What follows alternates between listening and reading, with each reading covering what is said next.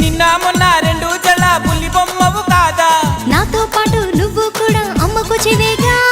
బయట వేసి వేయంగానే వయ్యారం ఎందుకే భామ, కొంటి చూపులు ఎక్కువాయి విసమొచ్చినందుక. నడుము చిక్కెనే నడక మారెనే, ఇంత లోపల ఏమి జరిగనే.